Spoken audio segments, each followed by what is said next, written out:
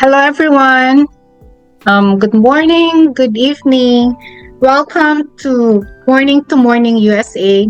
We are a grief ministry under this. We are under the Light of Jesus family, the Feast USA, and the Bahamas. Just a little background.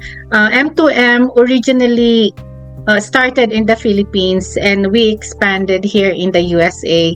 We started in 2021 and we are now in our fourth year. So we are here to serve our fellow grievers, especially those who are having a difficult time with their grief journey, and to let them know that they are not alone. And we have this beautiful community that is always present to support you and to support everyone. Tonight, we have a special topic, which is actually the Morning to Morning USA Easter presentation. It's entitled Bring Me Back to Life, How to Live a God-Centered Life After Loss. So this is timely. Before we begin, I would ask everyone to please join me in praying the novena to God's love. Novena to God's love. Today, I receive all of God's love for me. Today, I open myself to the unbounded, limitless, overflowing abundance of God's universe. Today, I open myself to God's blessings, healing, and miracles. Today, I open myself to God's word so that I become more like Jesus every day. Today, I proclaim that I am God's beloved, I am God's servant, I am God's powerful champion, and because I am blessed, I am blessing the world in Jesus' name. Amen. In the name of the Father, and of the Son, and of the Holy Spirit. Amen. All right, so before we officially begin, I'm turning it over to our facilitator for tonight. We have our very own Sis Tini, and of course, Sis Lori. Good evening, good morning again. Welcome. So bring me back to life. Live a God-centered life after loss. Last month, we were more dealing about the loss. But now Easter is here. Jesus is risen. So just like the resurrection, we are often told after grief that, we should move on. We should get back to living our lives. So let's choose this topic, choose this day. The floor is open to voice out how you have resurrected or how you brought yourself out after loss. Okay, so again, my name is Sistini. Just a bit of a background. I lost both my parents and my brother in the last 6 years. My brother in 2019, my dad in 2020, and my mom in 2023. So, but they were all in the Philippines when they passed, and I was not able to go home. So my grief or my loss was handled differently, or I experienced it differently compared to having loss, right there beside you. I was never able to give a proper goodbye to any of them. My mom, when she passed, I was able to actually FaceTime her. But my mom suffered from dementia for maybe the last 4 years of her life. So even though I can see her, she couldn't acknowledge me. She couldn't recognize me. So let's have a few personal reflections. How has loss affected your relationship with God? In what ways have you struggled to trust Him in your grief? Have there been moments where you felt His presence restoring you? Okay, how has loss affected your relationship with God? At the time, I can say it has brought me closer, because when I suffered the three losses of my family, I was already in a prayer community. And every moment I found out a passing or the death of a loved one, I would immediately call a member of my prayer group, my prayer community, and ask them to just to pray for me, to pray over me, to calm me down, because it was easier for me to call on them than before calling my relatives. Because every time a relative or a friend calls, they want to know about all the details, how it happened, what happened, why the sudden passing, how long have they been sick. So inuulit-ulit yung sakit.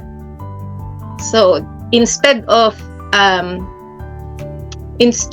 finding a way to not have that pain or recount the pain,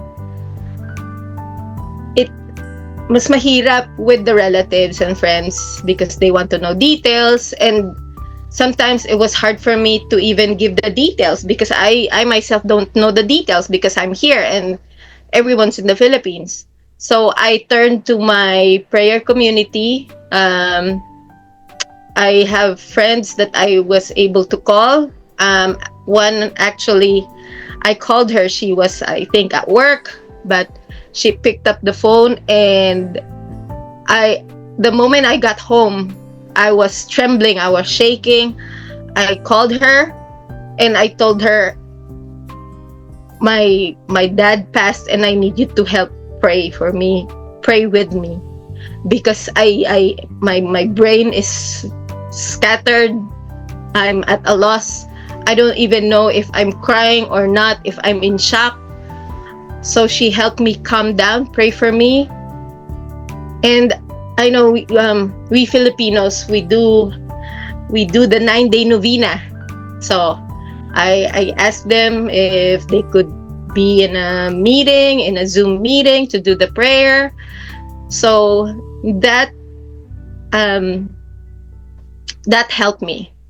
So that helped me get closer, because it showed me that I was not alone. I was not alone because I have friends, I have a support group, and because I know that through these friends, they're the people that God sent me to help me deal with my loss. So ang dami ko na sinabi. Thank you. So that's like an introduction for our. I'm not share ha, kasi Was I the one sharing? So I was opening the floor for everyone. Hindi ako pa share kasi I'm not gonna be here for a while kasi I'm in transit to traveling. Oh yeah, Sis Jelly, go ahead. Hi, Sis Jel. Ingat, Sis Jel. Go for Right. it. Anyway, when tayo baliktad si Stins, because when my husband died, I was very angry with God. You guys know that because at that time, I was very sick. I was paralyzed, and I just began to be in a wheelchair at that time. And Titong was my primary caregiver. And I was so angry with God because I was the one who was sick. Titong was, parang he had more life. Still in him, he had so much more to contribute than I could because of my situation. And I kept questioning God, why? I mean, parang in my mind, is this a joke? Diba? Kasi I'm the one that was sick. I'm the one that needed to be cared for. And then he took Titong. It was very hard for me to accept the fact that my primary caregiver, the love of my life, had been taken away just like that. I mean, it was very sudden. He didn't have any lingering illness, or he wasn't sick at all. And it was a very hard reckoning for me because at that time, he did everything. He did everything for me. Without him, I didn't even know how was how I was going to, go on with my struggles, how to move on with life, how I was going to be able to move on from one tour to another, to be able to survive just anything and everything. It was very painful. I was on strike with God, and as a matter of fact, when I was speaking to one of the priests who was the classmate of Titong from kinder to high school, Father Tito Kaluwag, I told him, Father Tito, sabi ko, galit ako kay God, nagtatampo talaga ako. And I said, I don't feel Him, I'm very far from Him. Sabi niya, okay lang kung magalit ka kay God because God understands our situation, our feelings, and our problems. But he said in the end, wag lang matagal kasi God yun, talo ka. But anyway, in retrospect, I got very far away from God. I stopped praying. I stopped, listening to His word. I stopped going to church, even, online. I just stopped everything. I was very, very angry with Him. It took a long time for me to be able to do anything with my spirituality. Friends would come and go and they would try to comfort me, but their comforting even brought me more sorrow. So it was very tough for me. And then one day, I was crying one night and I told Titong, I said, you're such a freaking coward. Why don't you show yourself to me? Tell me why you left. You promised me, you're a promise breaker. You promised that you'd be with me till the end of time. We were going to grow old and you would take care of me until, the day I die. All this blah, blah, blah. So I slept crying. And that evening, I dreamt of Titong, the first and only one. He was stroking my hair and he told me that he said that he was very sorry for leaving me, just like that, because he said heaven was just too glorious that he couldn't not go. You know what I'm saying? So after that, it was a big relief for me. Because how will you fight that conviction of his that heaven was so glorious, right? I mean, compared to what life was on earth and telling me that heaven was so glorious, parang I couldn't argue with him anymore. So I slowly went back to to praying, saying sorry to God and all that. But it took a long time, maybe about 10 months since Titong died. I've been slowly growing in my faith. And through the years, it's been 8 years. I thank God that I was able to go back to Him. It's been a big source of my strength. And I still feel that Titong is around, guiding me, especially my spirituality in everything that I, go through, even the hardest times of my life. I feel that I'm being guided. Even the most negative things that have happened to me recently, I still don't feel any bitterness when things like that happen, because I think the most bitter thing that happened to me was Titong's death.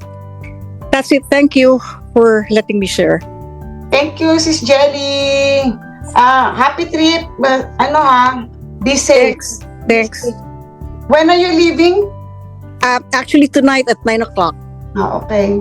Happy trip. Be safe and keep in touch. I will. So, Safe travel. everyone, my name is Lori. I'm from Los Angeles. For those who don't know me, my late husband passed away like 3 years ago. And I actually wrote what I'm going to say today because I'm so forgetful. And sometimes I keep on talking and never ending. So let me read what I wrote. So I have been a devout Christian and served God almost all my life. Alam ni Sister Babes yan. Pero when my husband passed away, I questioned God after my husband passed. I was complaining that it shouldn't be his time yet. This is the man that I had prayed and asked from him for many years. This is the man that God chose and gave to me. This is the man that I have lived very happy life for over 22 years, believing that we should grow old together and die together. But all the warnings and symptoms were there before. I just failed to admit it.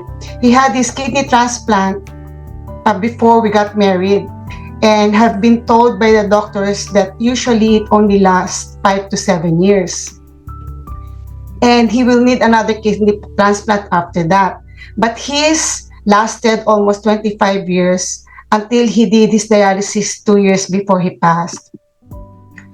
That made me realize that God already had given me many years of bonuses with him.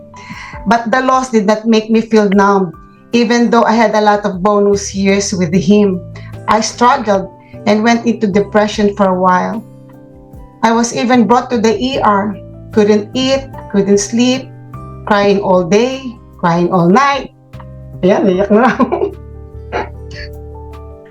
But I have never lost faith in God. I just prayed and asked Him to make me understand and lift my heavy heart. I keep telling myself that I still trust Him even in difficult times, and kept on believing in His goodness, love, power, and promises, and surrendered everything to Him. Then, He guided me in the direction towards M2M. When Brother Tyron, our leader, approached me, I immediately said yes without thinking. And I don't know why, he asked me to join M2M, this community, morning to morning. This morning to morning ministry of Light of Jesus is a group of people that had the same experience as I. People who lost someone they love and help one another to get through it all. This community and fellowship had helped me a lot in my healing process, and we were able to help others to go through the same process. This made me feel that He has never abandoned me and believed in this purpose. God has restored me. I still feel sad and lonely at times, still in the process of healing, but I know that my God will always be with me, even if the future feels uncertain. I always pray to strengthen my faith. How did I move on? I try to keep a God-centered life, making myself available to those in need. Hear Mass as much as I can. Pray for others that needs praying. I keep busy with work and balancing my time with taking care of myself, like going to the gym, spending and serving, family time with my family, like cooking for them, and also entertaining others that need me. I make sure that I accomplish something every day, no matter how small. One day at a time with Jesus. As the verse from Philippians says, I can do all things through Christ who strengthens me. Amen. Thank you so much, Lori. I'm so touched and so honored to hear your story. Even though I've heard it several times before, it's always different. I always hear something different. So again, the floor is open. Does anyone want to share? How has loss affected your relationship with God? In what ways have you struggled to trust Him in your grief? Anong ways na nag-struggle ka? Na, ano ba Lord, ganun, parang titiwala ako sa'yo, pero ba't ganito? Why did this happen to me? Have there been moments where you felt His presence restoring you? These are the 3 questions in our first part. If anyone wants to share, we give the floor to you. Ako, I'll share something. Wait lang. Yes, Sis Jay, go ahead. Add myself there. Yan. Last meeting, for some of us who were there, would remember, I'm not gonna drop names. Ngingiti yung makakaalala nung nagtanong nito. So, but somebody asked, kailangan bang mamatayan tayo ng loved one para bumalik tayo kay Lord? So, again, just to answer our personal reflection on how has loss affected your relationship with God. What I realized when I lost my daughter, 11-year-old daughter, 5 years ago, is that ang sagot ko dun sa tanong na yon, kailangan bang mawalan tayo or mawala yung mahal natin sa buhay para magbalik loob tayo? Ang sagot ko is no. Although God is a very personal and intimate God. Every one of us, mahal na mahal niya and tatawagin niya to go back to Him.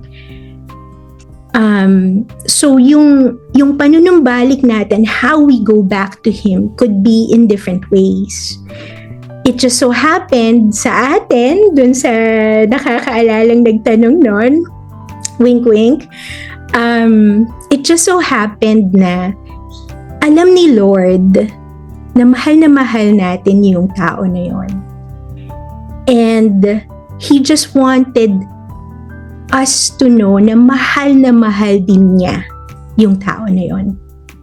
Mas mahal pa niya combined sa pagmamahal nating lahat at ng buong mundo kesa sa pagmamahal na maibibigay natin. And pwedeng sa ibang tao, ang pagtawag ni Lord sa atin na manumbalik is by loss of a job, or maybe a fire, a typhoon, a calamity.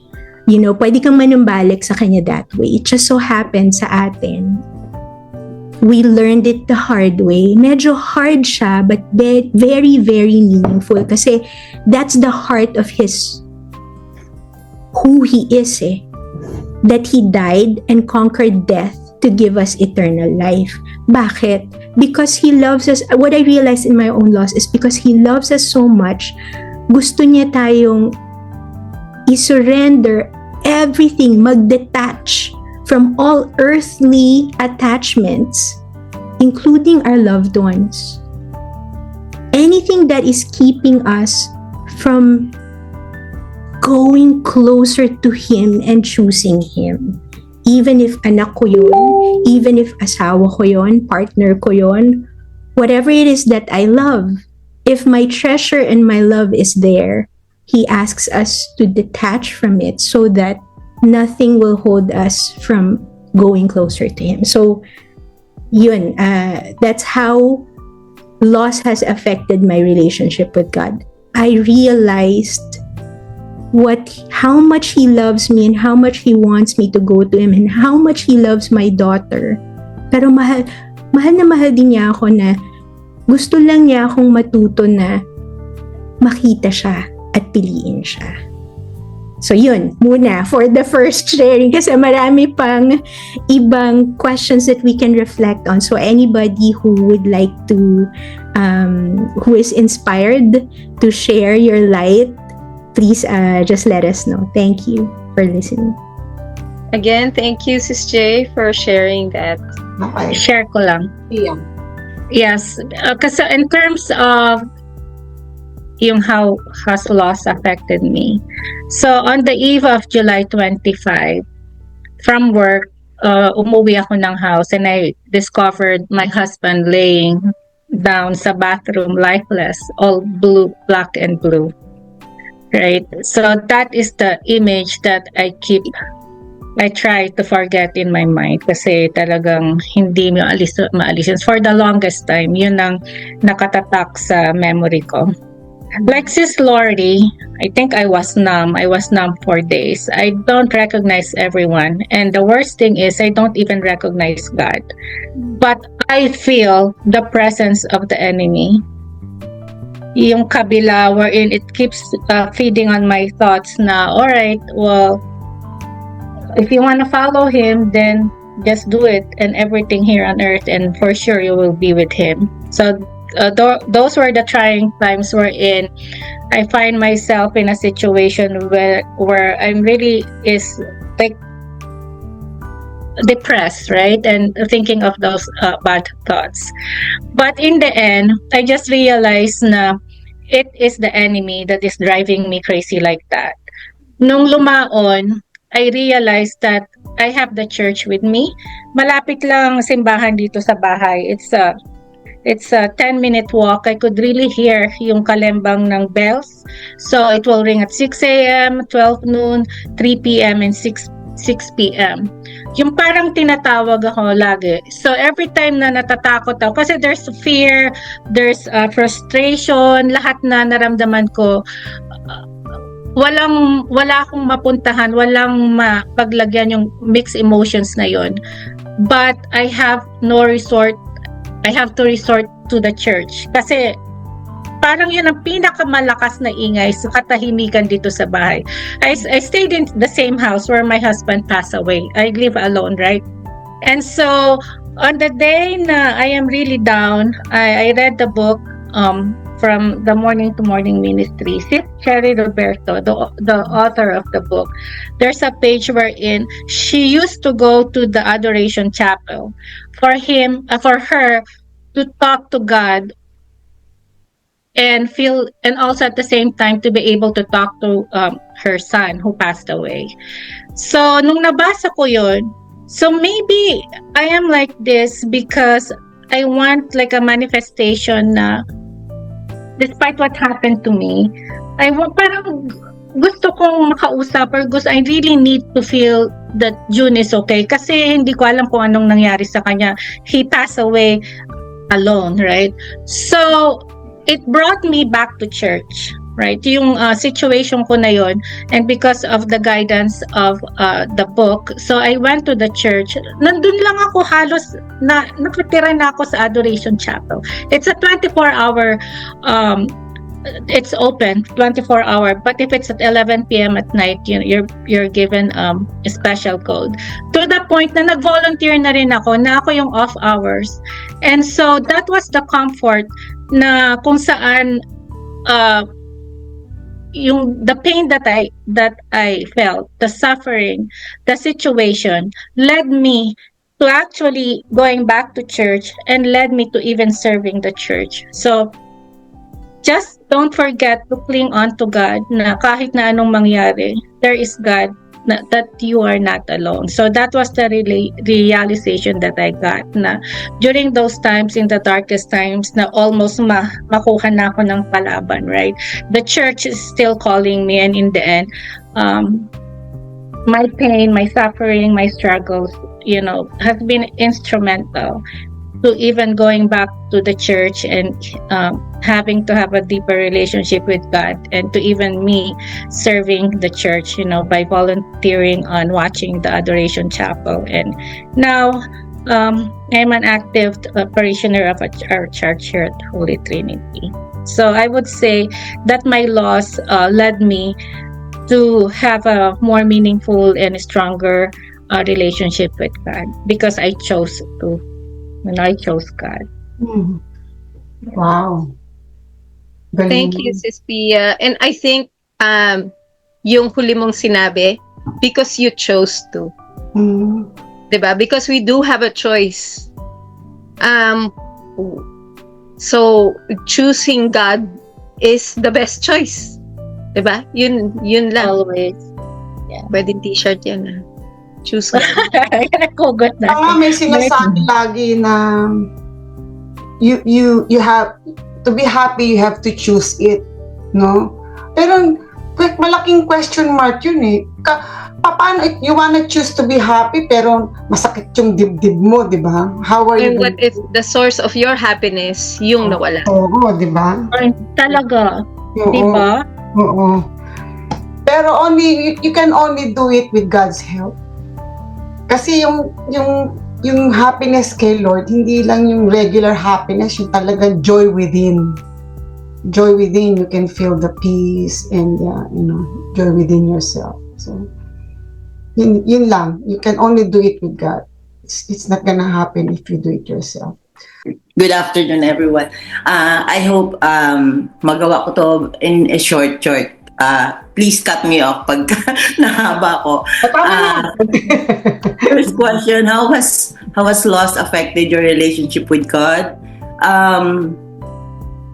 When I lost my late husband way back in 1999, I felt the love of God the more because of the community I belong. Alam niyo ni Sister Lori, sabi ko, mas ramdam ko yung love mo this time in my morning. Talagang totoo yung morning into feasting something somehow. Like it becomes, there's joy inside kahit na nagmo-morning ka because of the love of the people around. Sorry iyakin din ako. Kapareho ng best friend ko. Yun yung sinabi ko na I just feel so loved because of the love of the people around me during the wake and even after.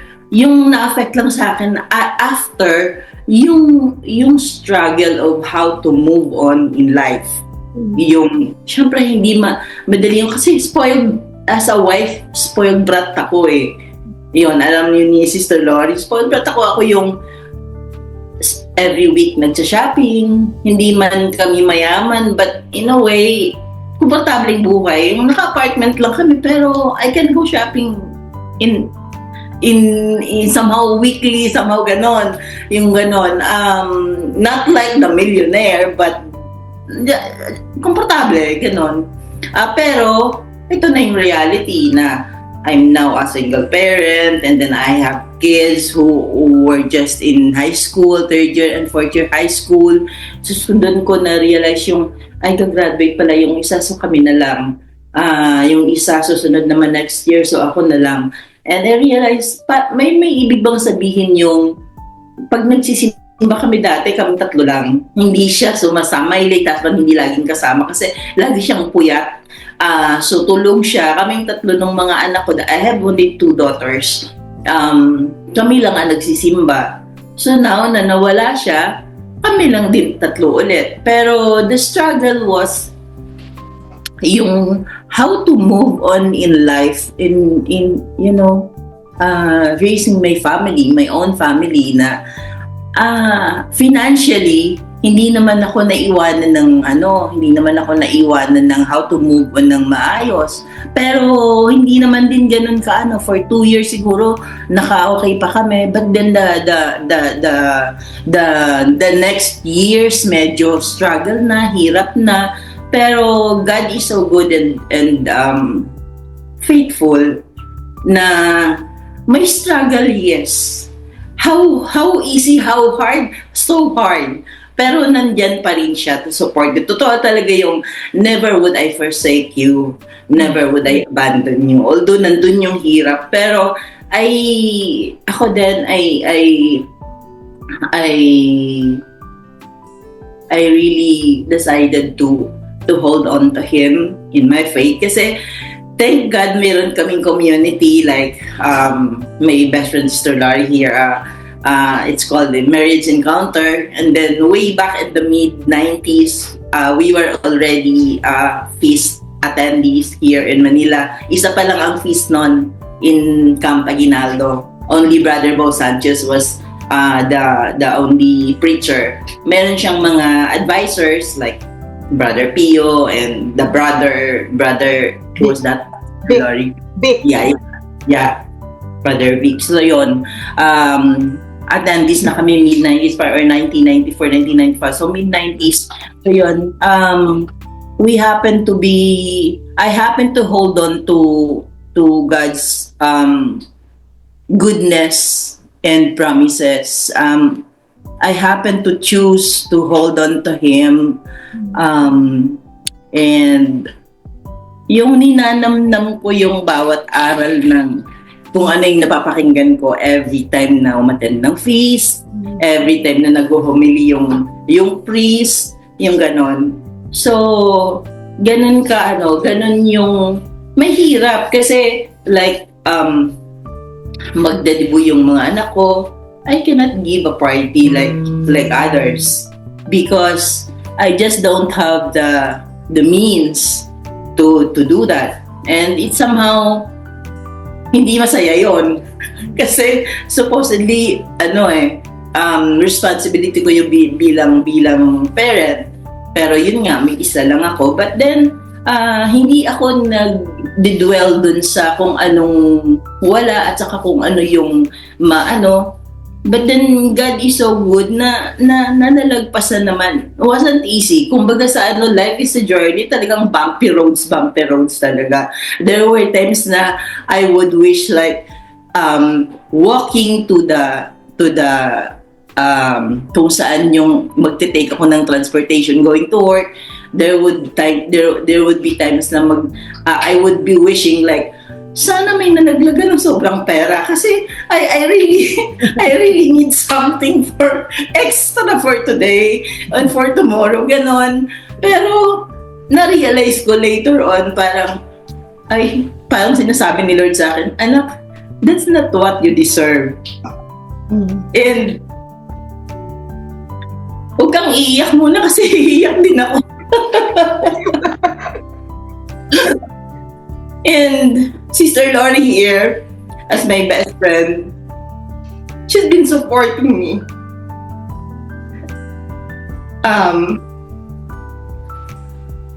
Kaya naging,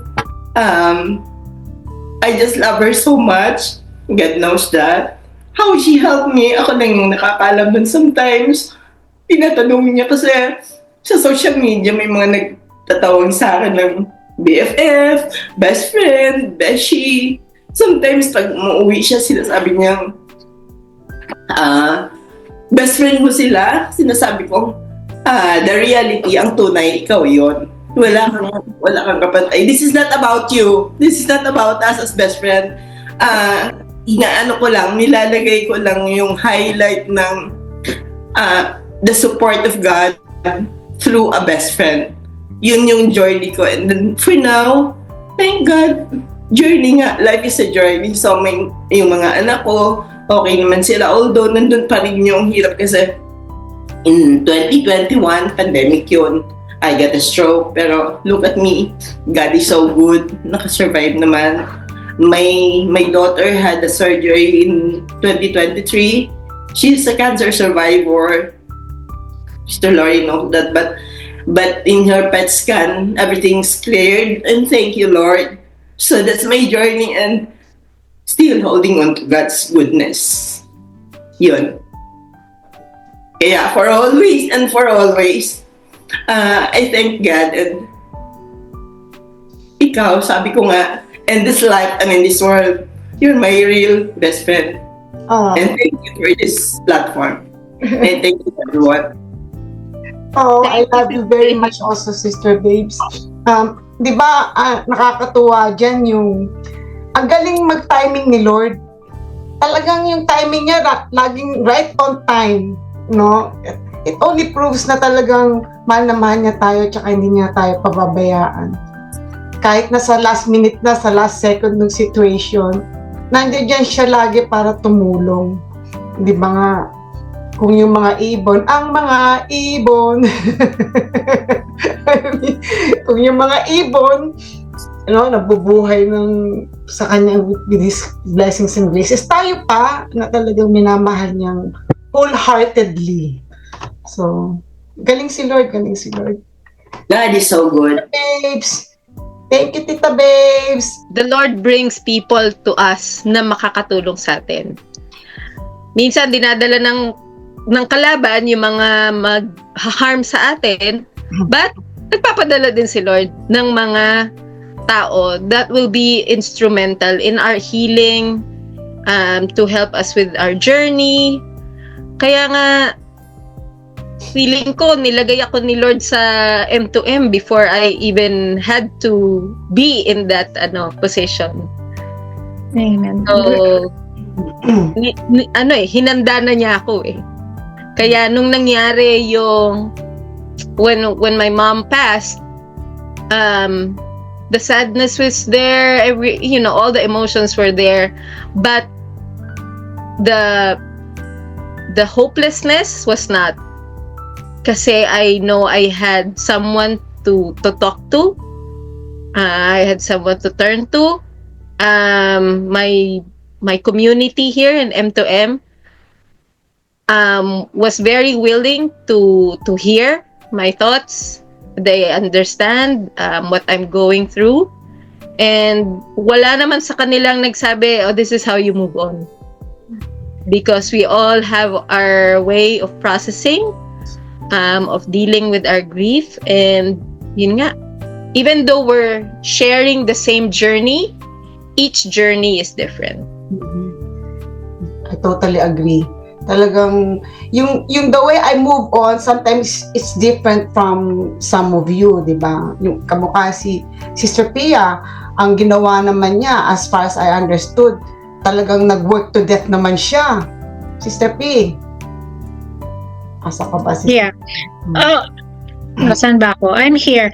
Ay, echo ko lang, totoo, sa tulad na sinabi ni Sis Tini, God has a way of sending us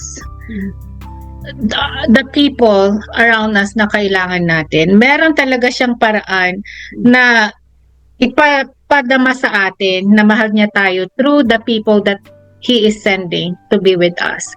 If Sis Babes has a Sis Lori, I just also want to acknowledge my best friend Lenny, who is best in attendance yan from the very beginning. She is my very, very bestie na kahit malayo siya, nasa Pilipinas siya yung sumuporta sa akin here dito sa States. At siya yung nagbigay ng book na Morning to Morning Ministry from the Philippines. Nagandahan yata siya sa cover. Pinadala niya sa akin dito sa States. And from there, doon na nag-umpisa, nag-reach out ako sa author and then nakilala ko itong mga beautiful ladies of the LOJ. And we're also here to support other people in our own little way. Kasi we've been through at naiintindihan namin yung mga pinagdaanan ng bawat isa. And through our own little way na sana we will be a blessing to others through our ministry. So, kaya lahat tayo rito besties and best friends. Mhm. If I may add, what I have gone through from then on, I also made it an advocacy to be a support to others whom I can support in small ways, in big ways, in whatever ways na I can support others also, because I have received the blessings of the Lord through my best friend, through other people. So in different ways, I also support others who go through the same situation. So yun, the goodness of God, we are blessed to bless. Yun. Yeah, you have to have what you have so you can give. So since you already have, you can give. Yes. Remember? Ano, So I give. Ganun. Hello. Hi, Sister Lenny. Yes. Hindi, kwento ko lang yung story ng Morning to Morning kasi yung time na namatayan si Pia, nasa Pilipinas ako, and that time wala akong visa. So, twice na ako na-deny. So, sabi ko, paano kaya ako makaka-help sa kanya? So, alam ko naman na mahilig siya magbasa ng libro, etc. So, nagpunta ako sa St. Paul. So, maraming mga books doon na pinagpilian ko. Tapos sabi ko, nakita ko tong isang manipis na kulay yellow. Tapos, na-amaze ako doon sa title, very witty. Kasi morning, Good morning. yung pagdadalamhati, to morning, yung parang buwakang liwayway. So sabi ko, ang galing naman, sabi ko, parang from sadness to hope, parang ganon. So, sa dami ng libro na yon, hindi ko lang kung ilang pinadala ko, pero alam ko isa yun sa kinuha ko.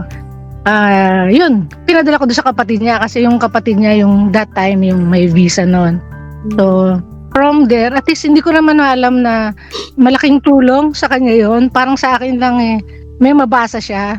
Tsaka yun nga dahil at least Catholic yon. So sure ako na hindi siya maliligaw ng landa sa isip ko yun na parang ganon. So ngayon masyado nang malayo ang narating ng M2M kaya parang tutuwa din ako dahil naging part or nakatulong din ako sa kanya doon sa journey niya. Kasi may time tatawag siya sa akin na nasa trend niya na parang gusto kong tumalon. Yung mga ganong thoughts. Parang ikaw, ang layo mo, di ba? Paano mo siya mapipigilan or masasabihan or mahawakan, etc. So parang magaling din yung time na yun na siguro gina-guide ka rin ni Lord kung ano yung makakatulong dun sa dapat tulungan, parang gano'n.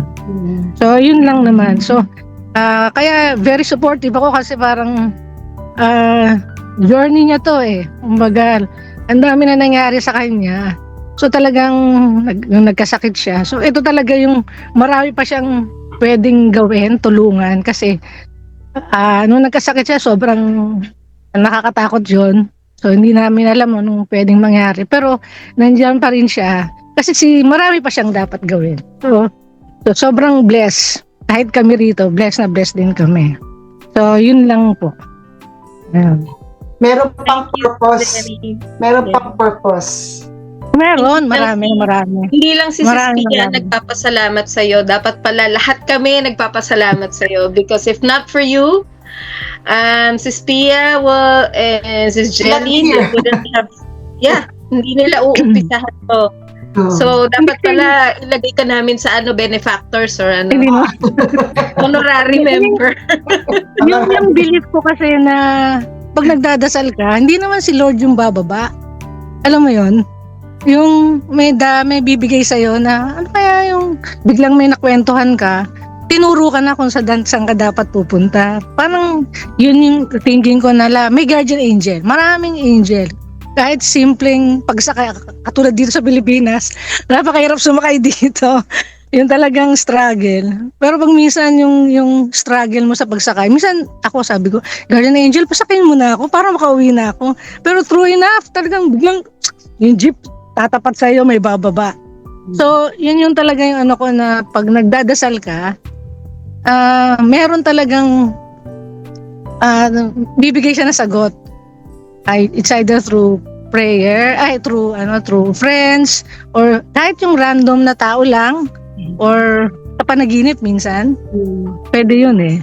So ako, may ganun akong tawag dito, notion na pag para sa'yo, talagang ibibigay niya. Parang gano'n. Tutulungan ka niya. Actually, hindi para sa'yo. Pag kailangan mo talaga ng tulong, siguro sa time niya, sa right time niya, sa face ni Lord kung kailan niya ibibigay sa iyo. Exactly. So, I think from our reflection question, let's proceed to healing and surrendering. So, what does yung ating title, 'di ba? Bring back to life. So, what does bringing me back to life mean to you personally? How can surrendering your pain to God lead to renewal? What spiritual practices have helped you find peace after loss? So if you want to look at the question, nandun po sa ating chat box. So tap the word chat on your iPad, on your screen, or on your phone. So makikita po ninyo under healing and surrender those questions. What does bringing me back to life mean to you personally? How can surrendering your pain to God lead to renewal? What spiritual practices have helped you find peace after loss? So, parang ibig sabihin pala yung bringing back to life. So, nung nawalan tayo ng mahal sa buhay, parang pakiramdam natin na matay din tayo. Yes. Right? Namatay. Or wini-wish natin na mamatay na rin tayo with them. Yun. So, what did we do para mabuhay tayong uli? Kasi, parang for the Easter season, kaya ginawa natin yung what did we do para mabuhay ulit tayo, galing tayo sa What resurrected you back? Yes. What was your resurrection? Yes. So, habang nag-iisip yung iba, I'll volunteer myself. Okay, nice up. I'll raise my hand. So for me, bringing back to life, it was embracing the gift or the grief and using it to live my life to the fullest. Iniisip ko na if I do the things that I would want to do with them, with my parents, with my brother, ano yung mga gugustuhin nilang magawa sana. So parang my mom, she loves gardens, she loves flowers, she loves eating out. So, yun, tinutuloy ko yun. I visit gardens. And I actually bring my elderly friends. Yung mga barkada ng parents ko dito, sila yung pinapasyal ko. Kasi sa akin, they would have loved to go to those places together.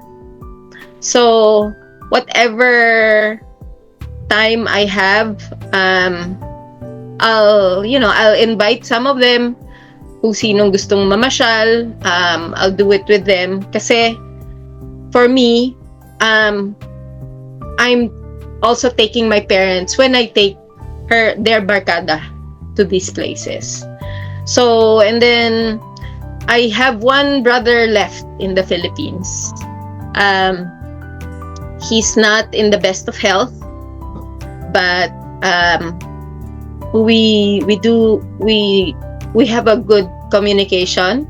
We have a good relationship.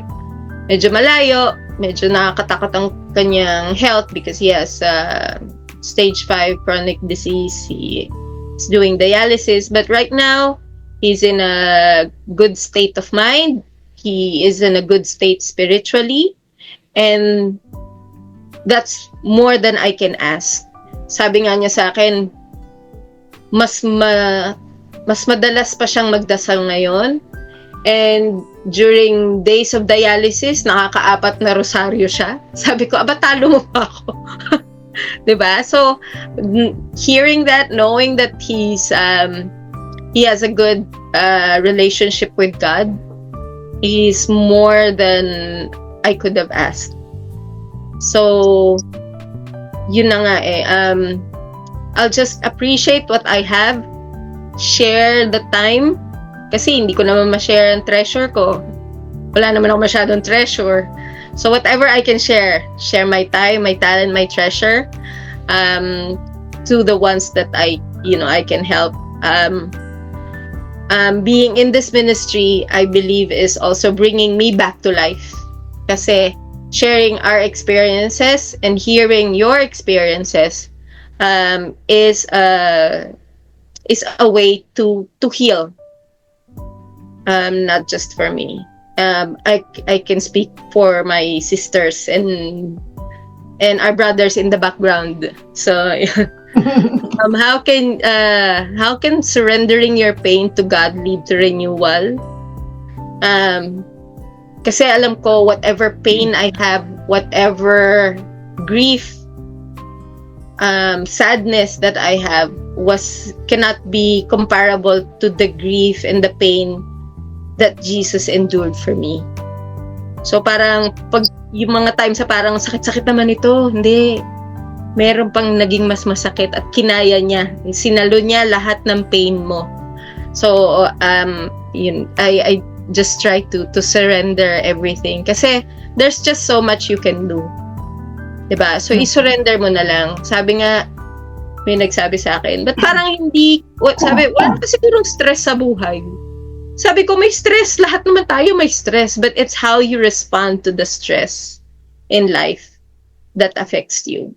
Kasi you can choose na magpakalugmok sa, di ba? Magpakalugmok at magpaapekto. And then, ikaw lang din ang makakatulong sa sarili mo. Of course, with the grace of God and with support. Pero at the end, it's your, parang for me, pipiliin mo pa rin. Parang, pagod ka na ba? Pagod, hindi ka pa ba napapagod masaktan? Or gusto mo ba everyday ganito na lang ang nararamdaman mo? So, I guess somewhere along the way, I just chose to surrender everything kasi hanggang ano lang ba ang kaya kong gawin ba? So, ipagpasa Diyos na lang din natin lahat. What spiritual practices have helped you find peace after loss? Just through prayer. Through prayer, because I know I can't do it by myself. I guess yung sabi ko nga, the practice that we Filipinos have, I'm not sure with other kung ginagawa nila, pero the 9-day novena helps a lot. Kasi the moment di ba, yun yung sa akin kasi, ako rin yung in charge sa 9-day novena sa prayer community ko.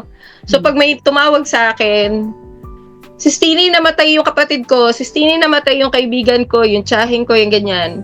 Tulungan mo naman kami mag-zoom ng novena. Okay, sige. Sabi ko, meron na akong template. Tapos papalitan ko na lang yung pangalan. Okay, sige, let's do this. So when the time came na ako naman yung nangailangan ng novena, parang automatic na sa akin na ako pa yung nag-lead, ako na yung namatayan, ako pa yung nag-lead, ako pa yung nag-organize.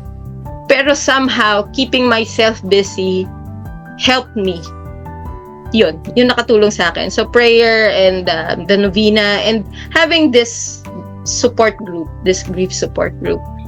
Sis Eva, alam mo, nag-attend ako ng, I don't even know what it's called. Pero, paano mo raw malalaman na si Lord yun? And, ako kasi sobrang positive ko na tao. When my daughter passed away, naubusan ako ng positivity din. Doon pumasok yung faith. Parang, ano pa kasing mas pa-positive pa na namatayan ka ng anak, no? So, ina-ask ko yung pare, sabi ko, Father, yung bang pag positive thinker ka ba, does it mean na may faith ka? You know, you have a strong faith. Or hindi pa faith yon. And then, ang sagot ni Father sa akin is, he would like to think, hindi positive thinking ang term, but it's alignment. It just means na you think that way because aligned yung feelings mo and yung thoughts mo sa will ni Lord. So it's hindi siya kawalan that you didn't question Him, although God can take it. Kahit batuhin natin siya na, Lord, yung galit natin, ng tampo natin, whatever, kaya niya kasi He's a great God and very loving. So, yun, I don't think mali that you don't question it. I just think na siguro aligned lang yung feelings mo, emotions mo with the will of God sa buhay mo. You're just filled with the Holy Spirit siguro, no? Kasi katulad nga nung na-mention, sinong nag-mention? Remind niyo ako, may nag-mention na si Babes yata, sinabi niya na only God can turn mourning into dancing. Diba? So I think na sa-segue na rin ako sa Eva sa ko, no, na what does bringing me back to life mean to me personally. You know, nung 2020 when my daughter passed away, ano talaga yun? Nakaka-paralyze, nakaka-numb. Yung parang wala kang control sa katawan mo, sa isip mo, sa future mo. You don't know. I mean, people were asking us nung wake, kumusta kayo? Walang sagot, di ba? Parang, sabi nga yung si Stini, ang hirap ng tanong na yan. Huwag mo akong tanongin. Ano bang gusto mong sabihin ko na matay yung anak ko? You know, okay ako. Parang hindi mo alam kung okay ba, kung okay ka ba, or hindi ka okay. Pag sinabi mong okay ka, hindi naman tama, yung parang kulang. Pag sinabi mo naman hindi ka okay, then it will open a can of worms nga, no, dun sa conversation. Pero, I don't know if all of you agree, but I think we really all died with the loss of our loved ones. But what I guess kept me hang on to life is meron pa kasing kapatid yung anak ko na panganay. Meron pang nakakabatang kapatid. So, thinking of him, and then I also still have a husband, thinking of my husband, sabi ko, you know, sila yung iniisip ko. So, kahit na anong positive ko, wala na akong makuha out of my own earthly positivity. Pero yun nga, yung positivity pala na yun is alignment. So, kaya ako na-trigger sa'yo, Sis Eva, is na-align pala yung will mo. When you're positive thinking, na-align lang yung emotions mo, yung process of thinking mo sa will ni Lord sa buhay mo. And then, naging stronger lang siya in my experience. Nung wala na akong makitang positivity out of this, so I chose, and naman tayo sa intentional and you have to choose. I chose to run to God. And when I did, that's when I experienced, when I got to know Him, nakipag-usap talaga ako sa Kanya araw-araw, serving in, you know, different parts of the community, Light of Jesus then, like Sis Babes and Sis Lori and some of us here. Doon ko na-realize na when you spend time with God, when you get to know Him, when you learn of His truths, you learn of His promises, you learn of His identity, sino siya.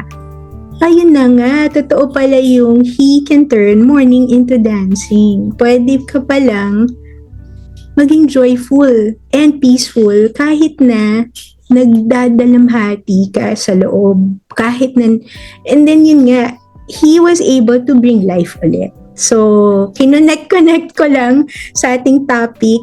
Can I add something? Gusto ko yung ganyan. Alin doon, sis? Sino yung nagsabi, can I add something? Sis, Gusto ko yung yun? aligned. Di ba? Yes. Kasi yung talagang nararamdaman mo yung sobrang hirap at bigat. Sister Beth, you have something to say? Yes, if we have read the book of Job, yung hirap na dinanas niya, sinabi niya, tinanong niya si Lord. Pero sabi ni Lord sa kanya, who are you to question my will? Who are you to question me? Ano ka na ba? Nagawa mo na ba ang ganito?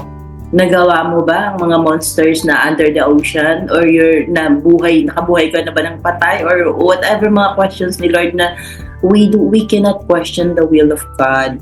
So tama lang yung ginawa mo po, Sister Eva, na hindi mo question si Lord because we really cannot question His will. Ako, I learned to say, pagka nasa in a very difficult situation ako, since sharing ito, I'm sharing na ang sinasabi ko, I know I don't have the right to question your will. Just give me the strength and strengthen my faith na maharap ko ito because it was by faith that Moses was able to lead the people from Egypt that nag-dry up yung Red Sea. It was by faith na nanganak si Hannah because she never give up praying para magkaanak na naging anak na si Samuel. So, yung nangyari sa buhay ni Job na sobrang hirap, na tinanong niya si Lord, bakit naman ganito? Sinabihan siya ni Lord na you don't have the right to question me. So, hindi ka po mali, Sister Eva, na hindi ka nag-question. Ang sinasabi ni Sister J na it aligns, ang sa akin, malinaw dun sa book of Job na sinasabing, you don't question my will. Kasi, if I have to quote Romans 8:8, pwede nyo ako sabayan,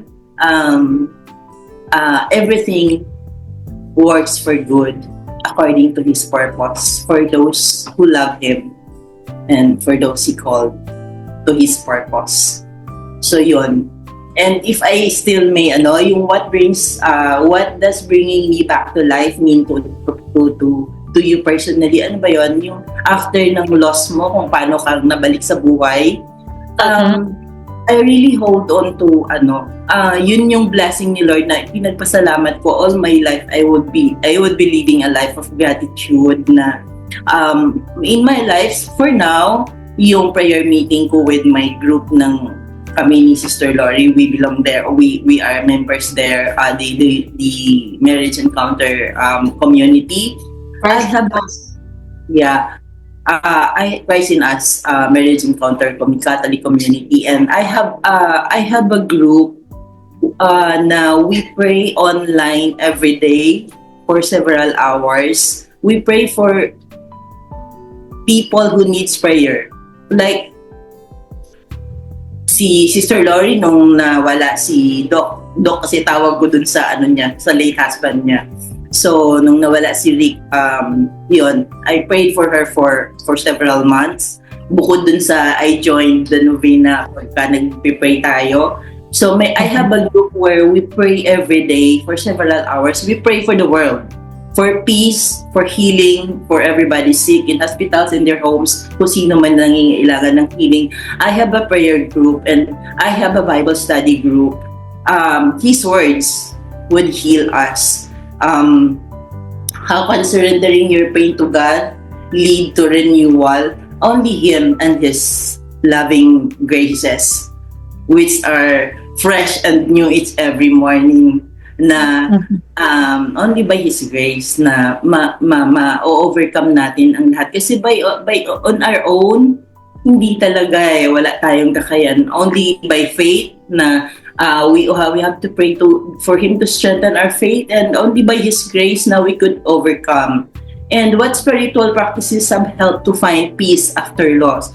Yun, I hold on unto Him and unto His words. May yung Bible study group ko, sometimes mayroong time na hindi ako makaka-attend because of family needs, yung ganun. Pero hindi ako talagang yung totally nawawala. Kasi only by connection to Him, yun lang talaga ang mag-strengthen sa atin. Kasi on our own, we are humans, we are all weak without Him. So yun lang po yung ma-share ko. I hope it helps. One more thing to share dun sa sinabi ni Eva. Yung hindi ka naiiyak pag nakikita mo nagmo-mourn yung iba, it's okay. Hindi mo kailangang to break down in tears, or hindi ibig sabihin manhid ka if you're not breaking down in tears, or hindi ka apektado with the loss of someone, or kahit sabi mo nga yung katabi nyo, she was going through her own journey. Pero yun nga that's her own journey. It doesn't mean you're insensitive to her loss. Pero maybe that's also a way of protecting you. You're protecting yourself. Kasi paano mo siya matutulungan kung pareho lang kayong umiiyak? Maybe she needed just someone to listen. 'Di ba? Kasi yun ang that's my thoughts. Kung paano mo siya matutulungan kung pareho naman kayong humahagulgul. 'Di ba? So maybe she just needed someone to listen. Nakwento niya what she was going through. I don't know what your conversations with her. And yung sabi mo nga, during that same flight, someone was losing their life. And what you did was pray for that person. That's more than what others were doing. 'Di ba? Yung iba, siguro natatakot sila. They were afraid. Baka mamaya, maybe they'll turn the plane kasi baka kailangan nating mag-land sa iba kasi biglang may namatay or what. Maybe others were just thinking of their selves. How the flight or how that passenger dying will affect the whole flight. Pero ikaw, you were praying for that soul. 'Di ba? So that's such a blessing for that soul. Kasi 'di ba, we are asked to pray for the souls in purgatory. Pray for those who cannot pray for themselves. And that's what you did. And that's more than enough. Yes. How can grief be a gateway to a deeper faith? What role does community and fellowship play in healing? What Bible verse or message has given you strength in hard times? So, mabilis na lang din ako. Sa akin, the community played a big role for me. Kasi, andyan na sila before I suffered any loss. So, yun nga nilalagay na ni Lord yung mga tao na tutulong sa'yo way before you might need them. 'Di ba? So, when I suffered the losses in my life, I already had the support of the community.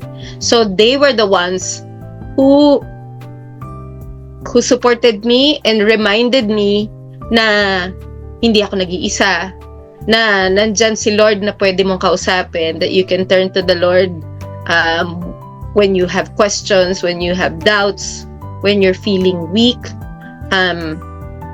And yung aking Bible verse, it's Psalm 46. Be still and know that I am God. Kasi usually nalalaman ko yung mga losses ko before nasa trabaho ko, or kasi nasa Pilipinas sila. So, minsan alanganing oras dito. And since mag-isa lang ako dito, parang nararatel ako agad. I'm shaken. Hindi naman ako magpapanik ako, what to do and ganyan. So, I have to remind myself, be still and know that I am God. Nandyan ako para alalayan ka. Nandyan ako, hindi ka nag-iisa. And then, of course, like I said before, I can easily call to, the community just to have someone pray for me, pray with me. Yun pray with me was what helped me. Kasi lahat naman tayo, I mean, most of us, I hope, we pray for each other. Diba? Pero yun, to have someone pray with you, in my case, that was very important. Kasi they helped me calm down and think clearly. Parang ano ba yung susunod ko kailangan gawin? For tonight. This group is really a blessing to me personally. Alam mo yun? I look forward to each Saturday, last Saturday of each month. Kasi I myself, I wouldn't say na I'm fully healed, diba? May struggles pa rin tayo. 7 years ago na since my husband passed away, pero nandun pa rin yung pain.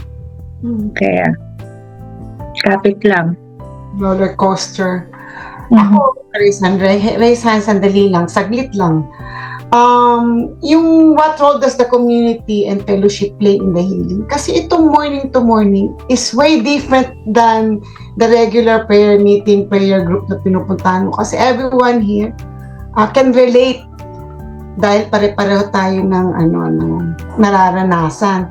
So, malaking naging healing sa akin tong community na to. Kasi nare-realize ko na hindi lang pala ako nakakaramdam ng ganun. Meron pa rin palang iba na going through the same. Kasi when it happened to me, ang feeling ko, I'm all by myself eh. Ganun eh. Pero when I went into this group, na-realize ko na, oh my God, meron palang ganitong group na ganun din pala yung nangyayari sa kanila. Tapos ganito rin natututunan ko pa nung what did they do to move on with their lives, yung mga ganon, di ba? So, this community really helped me a lot on that. So, ang Bible verse ko, kamukha nung kanina sinabi ko sa Philippians, I can do all things through Christ who strengthens me. So, walang imposible kay Lord. When I wake up, and my prayer is always like, it's your own words that says, seek ye first the kingdom of God, and everything shall be added unto you. And my prayer always is, I pray that bless me and bless me indeed to be the best version of the person you designed me to be. Ako naman po, when anxiety and depression, Proverbs 3 verse 5, trust in the Lord with all your heart and lean not on your own understanding. Yan parati ang inuulit-ulit ko sa sarili ko. Your Lord is bigger than everything.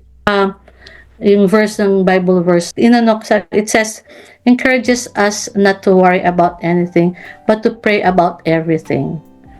Every day, God has a revelation.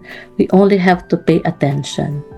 It's from Philippians chapter 4, verse 6. So that's my sharing with you for this month. But maybe this is a Holy Spirit urged invitation to all of us here, M2M Core. We can do consecrations if you guys are up for it. Total consecration to Jesus through the mysteries of the Holy Rosary. Pwedeng consecration to Saint Joseph or all other different consecrations there, which is actually very, very helpful personally sa journey ko in my grief. And it would really be nice if we could all do it together. So that's something maybe we can talk more about in another session, maybe a special session, but we can talk about that possibility. Moving forward, how can we center our lives on God even when the future feels uncertain? What steps can we take to ensure our faith remains strong through life's challenges? And how can we encourage others who are struggling with loss to embrace God's restoration? Yan. Sinong gustong mauna? How can we center our lives on God even when future feels uncertain? You just have to, sa akin, yung trust tsaka yung faith. Kasi pagka you really wholeheartedly trust God, na alam mong nandiyan siya, kahit na uncertain yung future mo, you still feel secured. Alam mo yun, kung you know what I mean? So, yun, ang number 1. Number 2, what steps can we take to ensure our faith remains strong through our life's challenges? what steps can we take? I think in my case, I just do the same thing every day. Kasi it really helps me a lot to strengthen my faith. If that's the correct answer on that. So number 3, how can we encourage others who are struggling with loss and to embrace God's restoration? Yun nga, yung katulad ng pinag-usapan natin kanina na always be available as much as possible to someone that really needs you or needs prayer from you. So, as much as possible. Kasi, parang sa akin, you give until it hurts. Number 1, how can we center our lives on God even when the future feels uncertain? Sino bang nakasigurado about what's gonna happen tomorrow? Only God holds our future. Lahat tayo. So yun lang. Knowing that He is the one who holds our future, we have to rely on Him. We have to pray for, strengthen our faith dahil yun lang naman ang to hold on to Him. So it's Him who holds our future. Tomorrow is uncertain for all of us. What steps can we take to ensure our faith remains strong through life's challenges? Ganun pa rin. Hold on to Him. Kasi kahit na marami namang nagsisikap. Sometimes we ask questions like, why do bad things happen to good people? And why do bad people, bakit bad people are progressing their lives? Yung mga ganon, mga question na confusing. Bakit may mga masasamang tao na they are okay in their lives, like they have a lot of money, they are having a lot of wealth, wealthier than ever, pero we know that they are bad people, so we have questions that we don't have answers. So what steps can we to ensure our faith is remaining? Who could strengthen our faith? Only Him. So we have to hold on to Him. Number 3, how can we encourage others who are struggling with loss to embrace God's restoration?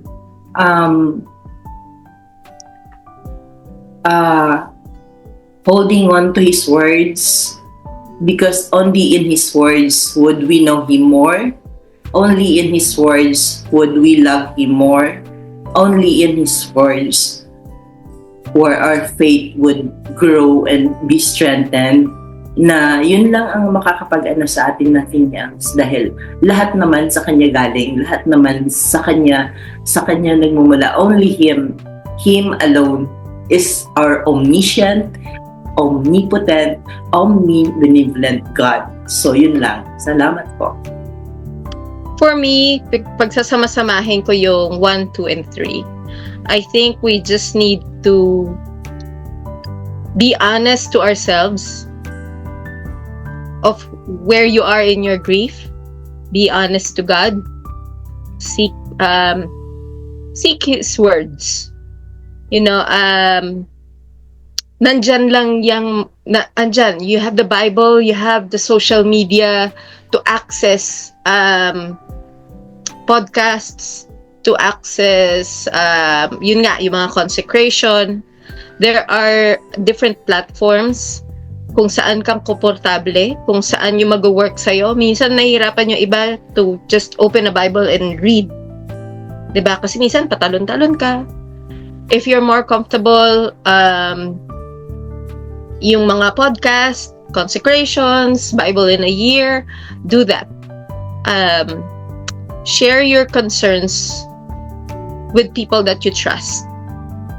If you have a community, share your thoughts, share your fears, kasi sila makakaintindi sa'yo. Remember that God is there. You can spend time with God in prayer, in adoration. Tsaka kung ano yung pain na nararamdaman mo, God is much bigger than your pain. God's love is much bigger than your pain. And try to always be thankful. Be grateful, not just for the big things, but for the small things. Kasi minsan, nagko-concentrate tayo masyado sa mga malalaking binibigay, malalaking blessings na Lord. Small blessings add up. Yung gumising ka this morning, you had good meal, you appreciated the rain this morning, 'di ba? Yung iba parang ay nako, ang lakas na naman ng ulan. Well, it's spring, kaya talagang uulan, but this rainy day will bring about flowers in a couple of days, 'di ba? Parang yun nga hindi positive thinking. Let's see the alignment in our lives. Yes. In response pa dun sa sis Mahalia, hindi pa ako nakaka-get over sa sinabi mong bakit once a month lang. But in response to that pa rin, sis, I'm not sure if it's ever been mentioned, but I would like to take this opportunity. We're not really recruiting, however, we do belong to a Light of Jesus family. Some of us, or maybe most of us, belong to Light of Jesus family or the feast, and there is a feast gathering here in the United States, in the Bahamas, actually around the world, even in Philippines. So if kulang pa si once a month, there are also the feast meetings. Hindi siya grief, although it's still a community, a big community that is also a flock of people who are also thriving to follow the Lord, get to know Him, and love Him. Learn how to love Him more. There's also morning to morning in the Philippines, sis. That's right. Hanapin kita. Dun sa topic na segment 4 ni Ma'am keep trusting, tapos keep walking. Tapos ang buhay naman talaga uncertain. Maraming mga hindi tayo sigurado, pero parang sa akin, just embrace your cross, kasi basta lagi ka lang in tune kay Lord, di ba? Lagi ka lang lagi nakikipag-communicate sa Kanya. Gagaan ko naman yung cross na binibigay sa'yo. Tsaka yun nga, yung sa mga prayers, lagi yung sinasabi na sana maging blessing tayo araw-araw sa ibang tao. Parang ganun yung kahit simple na may nasalubong ka, na good morning, ganyan, na naging blessing ka sa kanila. So yun lang lagi ang iisipin mo na sa isang araw, sana maging blessing ka sa ibang tao, kahit hindi mo alam. Parang ganun. So, ganun lang. Tsaka yun, pag may humingi ng tulong, so wag mo siya shutdown, lagi ka lang rin available. Kahit kahit marami kang ginagawa, so bibigyan mo lang lagi ng time yung ibang tao pag may kailangan sa'yo. So, remind me lang guys, kasi hindi ko alam yung date ng ating next M2M next month, but I know it is the last Saturday of the month, so please save the date. 31st. So okay, 31 is our next M2M, same time, not same channel. We will send you the link. So thank you for choosing to spend your Saturday and Sunday with us, sa mga taga Pilipinas, and we hope that we are able to be there as God wants us to be for one another. You are also blessing us. You are also helping heal us all dito sa Morning to Morning Grief Ministry. And siguro as a call na rin, if you guys are being tugged to serve with us every month, we are very much looking for more people to serve with us. So just let us know, holler, and we'd love to have you join us and our team. Okay, so as we close up for tonight, may I just ask everybody to please join me in prayer. In the name of the Father, and of the Son, and of the Holy Spirit. Amen. Hi, Lord. We acknowledge your real presence in our lives, in today's world, with us in our loss and in our trials, in our challenging times, with us all the time, in all places, at all times. That in the beginning was the Word, and the Word was with God, and the Word was God. You died, Lord, yet as you said, you will rise again, and indeed you did, bringing with you renewed hope in all things for all humankind. Because you love us so much, Lord, you redeemed us, you claimed us back as yours. We are yours, Lord God. With your passing on and raising back up, you extended that power of gift of raising back to life from death as well to all of us. And we thank you, we praise you, we glorify you for all that, and we magnify you over anything else in this lifetime, Lord God. Bigger than the pain, than the illness, even bigger than death. Extend your hands to us, Lord God. Breathe new life into all areas of our lives that has lost life, hope, and color. Usher us to your way, your truth, and your life. We claim new life in you. We seek your light from this gloomy predicament we stand, hear and sail in. You have the power to lift us out of the darkness and into your glorious day. We take this day as our first step to the new us with the blessing of our loved ones who now live in your care. Kami rin, Lord, breathe new life to us in this new turn in our lives. This time, we turn to you, Lord, and we want to begin to live again for the rest of our lives. This time, Lord, with you in it. With your strength, your courage, your hope, your peace, your joy, your love, and blessings of enormous newness. All these, Lord God, and more in your most mighty and glorious name.